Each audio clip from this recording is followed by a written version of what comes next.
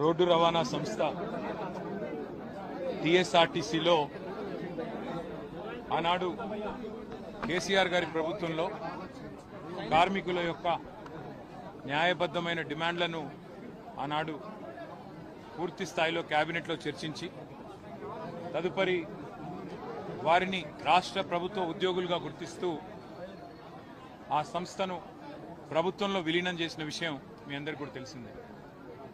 కాకపోతే దురదృష్టవశాత్తు సంస్థ విలీనాన్ని కేబినెట్లో ఆనాటి కేసీఆర్ గారి ప్రభుత్వం ఆమోదించినప్పటికీ వెంటనే ఎన్నికలు రావడం, తర్వాత మేము ఓడిపోవడం, తర్వాత కాంగ్రెస్ ప్రభుత్వం రావడం ఇదంతా కూడా తెలిసింది. మరి కాంగ్రెస్ పార్టీ కూడా చాలా స్పష్టమైన హామీ ఇచ్చింది.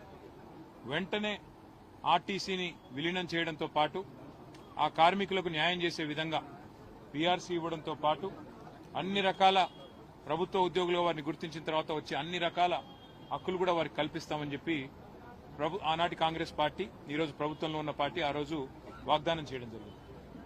కానీ గవర్నమెంట్లోకి వచ్చి 2.5 సంవత్సరాలు గడిచినా 100 రోజుల్లో చేస్తామని చెప్పిన పనిని చేయకపోతే రాష్ట్ర వ్యాప్తంగా మరి ఆర్టీసీ కార్మికులు సమ్మెకు దిగిన విషయం మీకు తెలుసు. ఆ సమ్మె జరుగుతున్న క్రమంలో నర్సంపేట డిపోకు సంబంధించిన సోదరుడు ఆర్టీసీ డ్రైవర్గా పనిచేస్తున్న శ్రీ శంకర్ గౌడ్ గారు ఆ రోజు ప్రభుత్వం మీరిచ్చిన మాట నిలుపుకోవాలని వారు ఆత్మాహుతికి పాల్పడ్డ విషయం మీ అందరికీ తెలుసు. దురదృష్టవశాత్తు శంకర్ గౌడ్ గారు మరణించిన తర్వాత రాష్ట్ర వ్యాప్తంగా మా నాయకులు అందరూ బయలుదేరి నర్సంపేటకు వచ్చి ఆ కుటుంబానికి అండగా నిలబడడానికి బయలుదేరితే మమ్మల్ని ఏమో ఎక్కడికక్కడ అరెస్ట్ చేసినారు.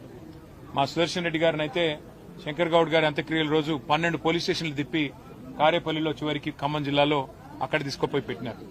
మరి ఇక్కడనేమో కనీసం ఆ కుటుంబానికి న్యాయం చేస్తారా అంటే ఇవాళ మేము వస్తున్నామని చెప్పి ఇప్పుడు ఈరోజు ప్రభుత్వం ప్రకటించిన 10 లక్షలు ఇవాళ ఇన్ని రోజుల తర్వాత వారి గుర్తొచ్చి మొద్దు నిద్ర నుంచి మేల్కొని ఇవాళ ఇచ్చారు. మేము పార్టీ తరఫున కూడా ఆ కుటుంబానికి కొంత ఆర్థిక సహాయం చేసి వారికి అండగా ఉంటామని చెప్పి, అట్లాగే రాష్ట్ర వ్యాప్తంగా ఉండే ఆర్టీసీ కార్మికులకు కూడా తప్పకుండా అండగా ఉంటాం. మేము ఆనాడే మరి మా ప్రభుత్వంలోనే నిర్ణయం తీసుకుని మిమ్మల్ని ప్రభుత్వ ఉద్యోగులుగా గుర్తించిన ప్రభుత్వం కేసీఆర్ గారి ప్రభుత్వం. కానీ దురదృష్టవశాత్తు మా ప్రభుత్వం పోవడం వల్ల, మారిపోవడం వల్ల ఈరోజు ఈ ప్రభుత్వం వచ్చిన తర్వాత మీకు ఇచ్చిన హామీ నిలబెట్టుకోకపోవడం వల్లనే ఈ పరిస్థితి వచ్చింది. మీరు దయచేసి ధైర్యాన్ని కోల్పోకుండా కొట్లాడదాం అందరం కలిసికట్టుగా.